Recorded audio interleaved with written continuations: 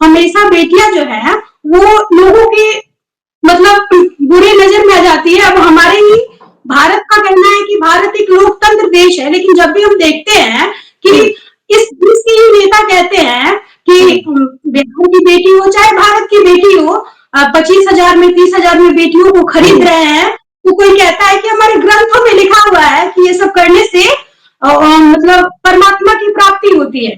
तो जब देश के नेता का ही ऐसा सोच है तो हम क्या ही उम्मीद कर सकते हैं सिस्टम से। जब हमको भी बाहर जाना होता है, सबसे मेरी मम्मी का ये कहना है कि नहीं तुम बाहर नहीं जाएगी। कई माता पिता तो डर गए होंगे इस घटना को देख के, सुन के, न्यूज देखे कि हम किसी अपनी बेटी को कैसे बाहर भेजेंगे, कैसे वो सुरक्षित है। जब ऐसी घटनाएं सामने आ रही तो किसी ना किसी माता पिता के मन में, विचारों में डर तो जरूर ही होगा। जी बिल्कुल, मेरे भी मम्मी पापा के हैं, उनका कहना है कि घर पे ही रह के पढ़ो, बिना ये काम महिला की हो ही नहीं सकता है। जैसे कि देखते हैं कि कहीं लड़कियों का तस्करी हो रहा है, उसमें भी महिला मिली हुई होती है, तो ये हमेशा से चलते आ रहा है। तो एक महिला ही है इसमें जो होता है, वो मुख्य कलाकार होती है ये सब करवाने में। हम तो ये सोचते हैं कि वो एक महिला हो के ये सब कैसे कर सकती है? क्या वो अपनी बेटी को सेक्स रैकेट में फंसा सकती है? फिर वो दूसरे की बेटियों को क्यों ऐसा उनके साथ करती है? क्या दूसरी की बेटियां बेटियां नहीं होती है, उनकी बहन बहनें नहीं होती है? सरकार का ही नारा है बेटी बचाओ बेटी पढ़ाओ, तो बेटियां कैसे पढ़ेंगी? जब बेटियां पढ़ने के लिए जा रही हैं तो उनके साथ तो दुष्कर्म किए जा रहे हैं, तो बेटियां कैसे पढ़ेंगी? घर पे रह के पढ़े, घर में बंद रहे।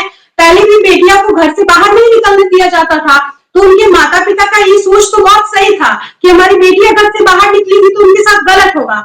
उनकी सरकार को बहुत पहले कहा जाता था जंगल राज है, आपने जैसे कहा कि पहले कहा जाता जंगल राज है। उस जंगल राज में आज के जंगल राज में क्या अंतर है? उस समय भी रेप होते थे, आज भी रेप हो रहा है। उस समय भी दुष्कर्म होते थे, आज भी दुष्कर्म हो रहा है। उस समय भी हत्या होती थी, आज भी हत्या हो रही है।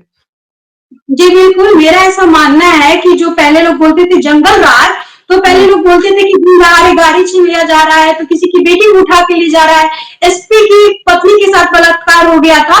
सुशासन की सरकार में जैसे कि मैंने बोला साइलेंट किलर सुशासन, यहाँ पे किसके साथ क्या हो रहा है पता ही नहीं चलता है, दबा दिया जाता है। माजरा ये नहीं है कि जंगल राज में 20 रेप केस होते थे और सुशासन की सरकार में 5 हो रहे हैं। मतलब ये है कि पहले भी होता था वो 10 हो, 20 हो, 25 हो, और आज भी हो रहा है वो 5 हो, 2 हो, 1 हो। ये बंद क्यों नहीं हो रहा है? सबसे बड़ा मुद्दा ये है। लाइव एक्सपोज देख रहे हैं। आज मेरे साथ जो है प्रेरणा जुड़ी हुई है। प्रेरणा आज मेरे साथ बातचीत करेंगी। पटना नीट गर्ल का मामला आपने सुन ही लिया होगा, कई दिनों से सुर्खियां बटोर रहा है। जो नीट छात्रा थी, पहले तो पुलिस प्रशासन ने कहा कि उसके साथ कोई दुष्कर्म नहीं हुआ, लेकिन जब जांच हुई, पड़ताल हुई, फॉरेंसिक रिपोर्ट आया तो पता चला कि उसके साथ दुष्कर्म हुआ है। इन सारी चीजों पे बात करेंगे क्योंकि ये मामला जो है छोटा मोटा नहीं है और अब बहुत बड़ा है और इसका तार बहुत दूर तक जुड़ता जा रहा है। अभी तो नया अपडेट भी आया है कि हॉस्टल के जो संचालक थे, उनके जो बेटे हैं उन पर भी आरोप लग रहे हैं। जो मनीष रंजन का जो बेटा है और हॉस्टल की जो संचालिका है नीलम अग्रवाल, उनका बेटा जो है, उनपे, इन दोनों बेटों पे जो है वो क्या कहते हैं, आरोप लग रहे हैं। अभी सिद्ध नहीं हुआ लेकिन आरोप लग रहे हैं। खैर, एसआईटी को ऐसे सबूत मिले हैं, ऐसे भी कहा जाए, लेकिन सारी चीजों पे बात करेंगे। प्रेरणा, आपको क्या लगता है इतना देरी क्यों हो रहा है? और शुरू में तो प्रशासन ने, पुलिस विभाग ने तो कह दिया था कि कोई चोट के जो है वो निशान नहीं थे, उसके साथ किसी तरह का दुष्कर्म नहीं हुआ है। लेकिन मैंने पूरा काला चिट्ठा निकाला है। अभिनव कुमार ने कहा था, जो एसएसपी है, कि नींद की गोलियां लेती थी इसलिए जो है उसका, उन्होंने सुसाइड कर लिया। सुसाइड से भरे उनके जो है कंटेंट भरे हुए थे उनके मोबाइल में। एसएसपी कार्तिकेय शर्मा ने प्रेस कॉन्फ्रेंस किया, उसमें भी कहा कि प्रमाण के कोई सबूत ही नहीं मिले हैं, सुसाइड के लिए उसने गोलियां ली थी। ऐसे ऐसे चित्रगुप्त नगर की जो एसएचओ थी, जो कि अब सस्पेंड हो गई है, उन पे भी आरोप लगा पैसे लेने का। डॉक्टर सतीश, जो कि प्रभात मेमोरियल अस्पताल के डॉक्टर है, उन पे भी आरोप लगा कि उन्होंने भी इसको दबाने की जो है शुरू में कोशिश की। यौन हिंसा जो है उसको निराधार बताया, शुरू में इसको गलत बताया था, लेकिन जब जांच हुई तो पता चला कि नहीं, यौन हिंसा हुई है। स्पर्म के जो है वो भी जो है वो उनके कपड़े पे, लड़की के कपड़े पे जो मिले हैं। एक होनहार लड़की जो पढ़ने आई थी, मतलब समझिए कि वो लड़की जो नीट का एग्जाम दी थी और 2 नंबर से पीछे रह गई थी एमबीबीएस में एडमिशन के लिए। इतनी होनहार लड़की थी, बस 2 नंबर से उस लड़की के साथ ऐसे हो रहा है। पटना में लड़कियां किस तरह सेफ है और इसको दबाने के लिए प्रशासन क्यों शुरू में ऐसा कहा, इसको बनावटी रूप दिया गया, क्या लगता है आपको? देखिए साहब जी, मेरा ऐसा मानना है कि बिना आग के धुआं नहीं उठता है। और जो आपका ये सवाल है ऐसा क्यों हुआ, तो ये होना ही नहीं चाहिए था। हमको लोग विवादित बोलते हैं क्योंकि हम विवादित बयान देते हैं। तो मेरा ऐसा मानना है कि जो लोग भी ऐसा करते हैं, सबसे पहले उनकी घर की बेटी को, बहन को उनके सामने लाके खड़ा कर देना चाहिए और उनको ये बोलना चाहिए कि आप अपने शौक अपने घर की बेटी और बहन के साथ पूरे करें। तब जाकर उनको समझ में आएगा कि दूसरी की भी बहन बेटी का कोई इज्जत होता है और उनका मान सम्मान होता है। और ऐसा हमेशा चलते आ रहा है। हम उत्तराखंड वाला अंकिता लोखंडे वाला केस देखते हैं, उसमें भी जब रेप हुआ था तो लड़की को दबाने की कोशिश की गई थी, उसके पिता की हत्या कर दी गई थी और उसमें भी बड़े लोगों को, बड़े चेहरा को बचाया जा रहा था। और ये हमेशा से चलते आ रहा है। हमेशा बेटियां जो है वो लोगों के मतलब बुरी नजर में आ जाती है। अब हमारे ही भारत का कहना है कि भारत एक लोकतंत्र देश है, लेकिन जब भी हम देखते हैं कि इस देश के ही नेता कहते हैं कि बिहार की बेटी हो चाहे भारत की बेटी हो, 25,000 में 30,000 में बेटियों को खरीद रहे हैं, तो कोई कहता है कि हमारे ग्रंथों में लिखा हुआ है कि ये सब करने से मतलब परमात्मा की प्राप्ति होती है। तो जब देश के नेता का ही ऐसा सोच है तो हम क्या ही उम्मीद कर सकते हैं सिस्टम से। ये भी इसमें देखने वाली बात है। और दूसरा कि हम भी एक लड़की है और जब से ये कांड सामने आया है, जब हमको भी बाहर जाना होता है, तब से मेरी मम्मी का ये कहना है कि नहीं तुम बाहर नहीं जाएगी। कई माता पिता तो डर गए होंगे इस घटना को देख के, सुन के, न्यूज देखे कि हम किसी अपनी बेटी को कैसे बाहर भेजेंगे, कैसे वो सुरक्षित है। जब ऐसी घटनाएं सामने आ रही तो किसी ना किसी माता पिता के मन में, विचारों में डर तो जरूर ही होगा। जी बिल्कुल, मेरे भी मम्मी पापा क्या है, उनका कहना है कि घर पे ही रह के पढ़ो। अब ये पॉसिबल तो नहीं है, लोग पढ़ेंगे, घर पे रह के पढ़ सकते हैं, लेकिन फिर लड़कियां जॉब करने के लिए जाएगी। अब डिग्री लेके घर में तो बैठेगी नहीं, तो फिर जॉब की जाती है तो उनके साथ यही सब होता है। तो फिर बेटियां कहाँ सुरक्षित है भारत में। अच्छा, एक चीज भी, इस घटना को जब हम लोग चेक करते हैं, जब देखते हैं, तो ये घटना जो है 6 जनवरी को हुई, लेकिन जब पहला एफआईआर था वो 9 जनवरी को हुआ। इतना 3 दिन का गैप कैसे रह गया? सबसे पहले तो ये बात है कि जो नीट की छात्रा थी वो अपने घर गई थी और घर से आई तो ये अपना उसका रूम बंद था और उसने सुसाइड कर लिया। ऐसा पटना पुलिस का कहना है कि लड़की ने सुसाइड कर लिया। लेकिन हम ये जानना चाहते हैं कि जो हॉस्टल के मालिक है, अगर कमरा बंद था तो पटना पुलिस को, हॉस्टल के ऑनर को ये कैसे मालूम चला कि लड़की ने आत्महत्या किया है, कि उसके साथ क्या हुआ है, उसके गेट को क्यों तोड़ा गया। और उसका गंभीर हालत था तो उसको मतलब एम्स हॉस्पिटल है, उसमें पीएमसीएच है, उसमें ना ले जाकर प्रभात मेडिकल हॉस्पिटल में क्यों ले जाया गया। सबसे बड़ा ये बात है कि वो एक प्राइवेट हॉस्पिटल है। और सबसे पहले कि पटना पुलिस ने बिना केस को जाने समझे ये कैसे कह दिया कि लड़की ने सुसाइड किया है, ना कोई जांच हुआ था। बाद में जांच में पता चला कि लड़की के साथ यौन शोषण हुआ था, उसके साथ दुष्कर्म हुआ है। एक नर्स है, उनका कहना है कि लड़की के साथ बहुत कुछ गलत हुआ है। तो बिना सब कुछ जाने ही ये कैसे पहले ही बता दिया गया कि लड़की ने सुसाइड किया है। लड़की के जो है कई सारे चोटों के निशान मिले थे, जैसे गर्दन पे नाखून के खरोच के निशान थे, कंधे पर, बाह पर और कलाई तक पर भी जो है खरोचे जाने के निशान थे। तो इतना नजरअंदाज कैसे कर सकती है भाई डॉक्टर? डॉक्टर को तो दिखा होगा ना ये सारी चीजें। बिल्कुल देखा होगा। और इसमें मेरा मानना है कि इसमें डॉक्टर की भी संलिप्तता है।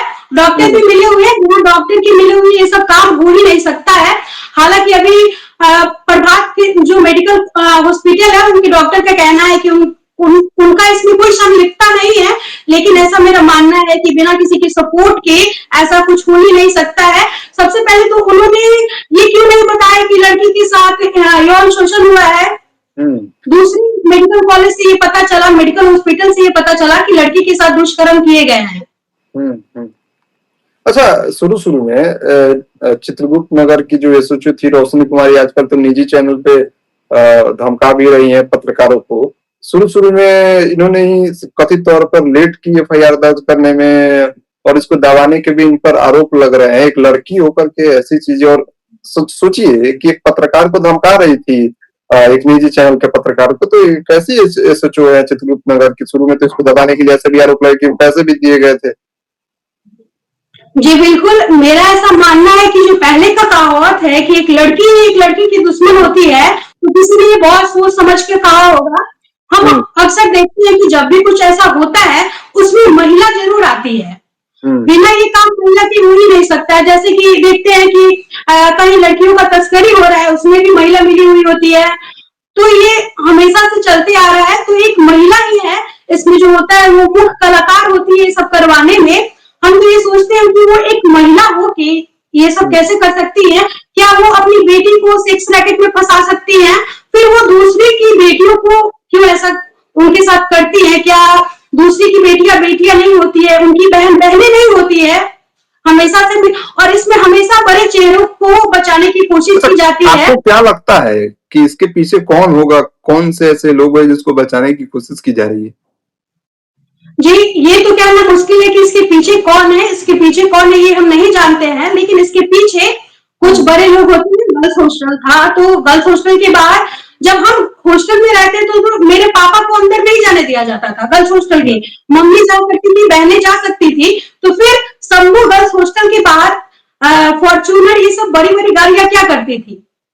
जब पापा नहीं जा सकते हैं, पेरेंट्स नहीं जा सकते हैं, तो फिर बाहर के लोग कैसे जा सकते हैं गर्ल्स हॉस्टल में? लेकिन लेकिन आज के समय में भी 2026 चल रहा है, 21वीं सदी चल रही है, आज के डेट में भी ये सेक्स रैकेट जैसे चीजें हॉस्टल के अंदर चल रही है, जिसके अंदर लड़कियां पढ़ने जाती है, माता पिता पढ़ने भेजते हैं। वो लड़कियां कैसे सुरक्षित है?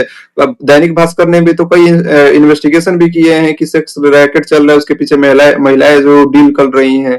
तो इन चीज ऐसी चीजें जो है वो पटना में हो रही है, प्रशासन के नाक के नीचे हो रही है, प्रशासन को पता भी नहीं चल रहा है। जी, ये सब हमेशा से चलते आ रहा है। लड़कियां सिर्फ बाहर पढ़ने जाती हैं, वहां पे ही असुरक्षित नहीं है। लड़कियां कॉलेज में पढ़ती हैं, स्कूल में पढ़ती हैं, हर जगह वो असुरक्षित है। वो रोड पे चलती है तो लड़के छेड़ देते हैं, कमेंट कर देते हैं कुछ। कॉलेज में पढ़ती है तो ऐसा बहुत सारा केस आता है जिसमें शिक्षक मिले हुए होते हैं। तो लड़कियां कहीं सेफ नहीं है और इस चीज को रोकना चाहिए, मेरा ऐसा मानना है। और ये चीज अभी 2026 कहा आपने, 2026 में भी हो रहा है। लोग बोलते हैं कि ये सरकार का ही नारा है, बेटी बचाओ बेटी पढ़ाओ। तो बेटियां कैसे पढ़ेंगी? जब बेटियां पढ़ने के लिए जा रही हैं तो उनके साथ तो दुष्कर्म किए जा रहे हैं। तो बेटियां कैसे पढ़ेंगी? घर पे रह के पढ़े, घर में बंद रहे। पहले भी बेटियां को घर से बाहर नहीं निकलने दिया जाता था। तो उनके माता पिता का ये सोच तो बहुत सही था कि हमारी बेटियां घर से बाहर निकलेंगी तो उनके साथ गलत होगा, क्योंकि किसकी निगाहें कैसी है कौन जानता है। गलत हो ही रहा है, गलत तो हो ही रहा है ना। बिल्कुल गलत हो रहा है और ये हमेशा से चलते आ रहा है। ऐसा नहीं है कि बस नीट छात्रा के साथ ही गलत हुआ है, ऐसी बहुत सारी लड़कियां हैं जिनके साथ गलत हो रहा है और इस चीज को दबाया जा रहा है। कोई धमकी देके उनको चुप करा देता है, तो कोई माता पिता को मार दे रहा है और केस दब जाता है। तो जो स्ट्रॉन्ग लड़कियां होती हैं उन्हीं का केस सामने आता है, जो बोलती हैं, गलत के खिलाफ बोलने का ताकत रखती हैं। बाकी बहुत ऐसी लड़कियां हैं पटना में, बस शंभू गर्ल्स हॉस्टल ही ऐसा नहीं है, बहुत सारे गर्ल्स हॉस्टल है जहाँ पे बहुत अच्छे से किया जा रहा है ये सब काम। लेकिन लड़कियां चुप रह जाती हैं, कोई डर की वजह से, तो कोई समझौता कर लेती हैं। तो लड़कियां कहीं भी चुप नहीं है और ये हमेशा से चलता आ रहा है। और बड़े लोग अपने शौक पूरे करते हैं, जो लड़कियां बाहर पढ़ने जाती हैं उनके साथ। तो उनको पहले, सबसे पहले तो अपने घर की बेटियों के साथ अपने शौक पूरे करने चाहिए।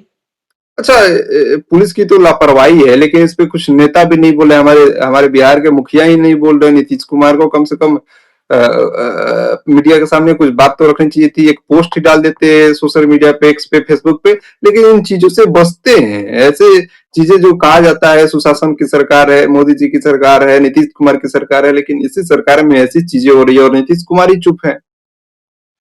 जैसे कि जंगल राज बोला जाता था, तो ये सुशासन की सरकार नहीं है, साइलेंट किलर सुशासन है। बिल्कुल हो रहा है। हमेशा से सरकार इसलिए नहीं बोलती है क्योंकि इसमें बहुत सारे नेता भी शामिल होंगे और वो नहीं बोलना चाहती है क्योंकि कुछ बड़े चेहरे जो है वो सामने आ जाएंगे, जिसकी वजह से सुशासन की सरकार को बहुत पहले कहा जाता था जंगल राज है। आपने जैसे कहा कि पहले कहा जाता जंगल राज है। उस जंगल राज में आज के जंगल राज में क्या अंतर है? उस समय भी रेप होते थे, आज भी रेप हो रहा है। उस समय भी दुष्कर्म होते थे, आज भी दुष्कर्म हो रहा है। उस समय भी हत्या होती थी, आज भी हत्या हो रही है। जी बिल्कुल, मेरा ऐसा मानना है कि जो पहले लोग बोलते थे जंगल राज, तो पहले लोग बोलते थे कि अरे गाड़ी छीन लिया जा रहा है, तो किसी की बेटी को उठा के ले जा रहा है, एसपी की पत्नी के साथ बलात्कार हो गया था। सुशासन की सरकार में जैसे कि मैंने बोला साइलेंट किलर सुशासन, यहाँ पे किसके साथ क्या हो रहा है पता ही नहीं चलता है, दबा दिया जाता है। माजरा ये नहीं है कि जंगल राज में 20 रेप केस होते थे और सुशासन की सरकार में 5 हो रहे हैं। मतलब ये है कि पहले भी होता था, वो 10 हो, 20 हो, 25 हो, और आज भी हो रहा है, वो 5 हो, 2 हो, 1 हो। ये बंद क्यों नहीं हो रहा है, सबसे बड़ा मुद्दा ये है। तो सरकार इसमें असफल है, फेल होती नजर आ रही है, यही कह रहे हैं ना? जी बिल्कुल, लड़कियां कहीं सुरक्षित नहीं है, नहीं, ना जॉब में, स्कूल में, ना कॉलेज में, ना हॉस्टल में, कहीं भी नहीं। तो कुल मिला के हम ये समझे कि इसके पीछे कौन है, अभी तक तो पता नहीं चला है, लेकिन इसके पीछे जो है बहुत सारी राजनीति हो रही है।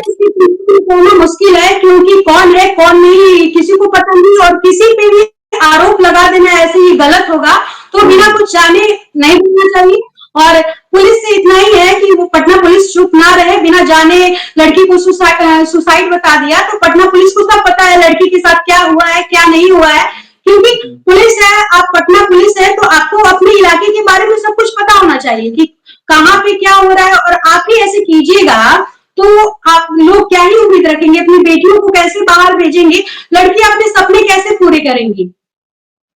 चलिए, खैर आपकी क्या राय है? वैसे 16 लोगों की जो है ब्लड सैंपल लिए गए हैं, जो डीएनए टेस्ट होगा, और उन लड़की के जो मामा है, मृतिका की मामा ने भी कहा है कि एसआईटी जो है वो रिश्तों को तार तार कर रही है, माँ भाई बहन और मेरे भाई लोग चाचा लोग सबके जो है डीएनए जो है वो लिए जा रहे हैं।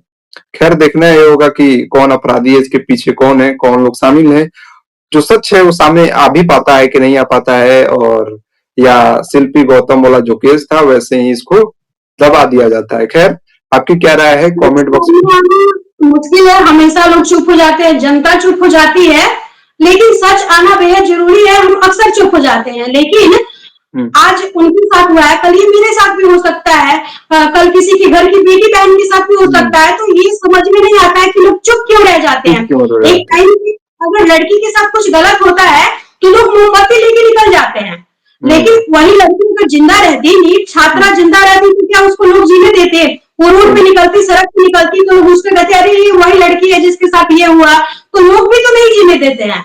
अगर सबसे पहले हम बोलते हैं कि लड़कियां की ही गलती होती है, अक्सर बोल दिया जाता है, तो हम अपने घर की बेटों को ये क्यों नहीं सिखाते हैं कि जैसे तुम्हारी बहन है वैसे वो दूसरी की भी बहन है। हम ये नहीं कहते हैं कि सब लड़का हर लड़की को अपनी बहन मान ले, लेकिन जब बहन नहीं मान सकते हैं तो फिर कुछ और भी नहीं मान सकते हैं। तो सबसे पहले अपने घर की लड़कों को सिखाना चाहिए कि कि तुम किसी लड़की के साथ गलत मत करो, वो किसी और की बहन है, बेटी है, तो सबसे पहले लड़कों को शिक्षित करना जरूरी है। लड़कियां की गलती होती है, ऐसा भी नहीं है कि लड़कियां की गलती नहीं होती है, लड़के भी फंसाए जाते हैं, लेकिन इस चीज को देखा जाता है, जैसे कि भारत में है निर्भया कांड हुआ था, तो उसको 8 साल लग गए थे आरोपी को सजा दिलाने में। तो ये कहां से सही है? 8 साल उस लड़की की मां भटकती रही, कोर्ट के चक्कर लगाती रही, तो ये कैसा न्याय है कि भाई तुमको 8 साल लग जा रहा है किसी को न्याय देने में, और क्या फांसी हो गया तो निर्भया कांड की जो लड़की थी उसको न्याय मिल गया? बिल्कुल इसको रोका जाना चाहिए, और अगर ये तभी रुकेगा जब पुलिस अच्छे से काम करे, सरकार इस पे बात करे। लेकिन यही बात है, सरकार सिर्फ नारा लगाती है बेटी बचाओ बेटी पढ़ाओ, लेकिन इस पे काम कोई नहीं कर रहा है कि लड़कियां कैसे सुरक्षित रहें। तो खैर आपकी क्या राय है कमेंट बॉक्स में बताइएगा। इन जो चीजें हैं कब रुकेगी कैसे रुकेगी इसका कोई पता नहीं है। पहले भी बिहार में लोग कहते थे जंगल राज है, बेटियों के साथ दुष्कर्म होता है, वो आज भी है। शिल्पी गौतम एक बहुत बड़ा उदाहरण है कि उसके जो पीछे थे बहुत बड़े राजनीतिक घराने के लोग थे, और आज तक उसमें एक भी लोगों को जो है न्याय नहीं मिला। सम्राट चौधरी जो अभी बिहार के गृह मंत्री है, उनका भी नाम आया था, प्रशांत किशोर ने प्रेस कॉन्फ्रेंस करके उनका भी जिक्र किया था। खैर ये चीजें कब खत्म होगी कोई नहीं जानता, और जो नीट मामला है जो अभी पटना में गरमाया हुआ है, इसके दोषियों को सजा मिलेगी कि नहीं मिलेगी, इसके पीछे कौन है देखना बाकी है। खैर आपकी क्या राय है, आप क्या सोचते हैं कमेंट बॉक्स में बताइएगा जरूर। और प्रेरणा आपका भी बहुत बहुत धन्यवाद।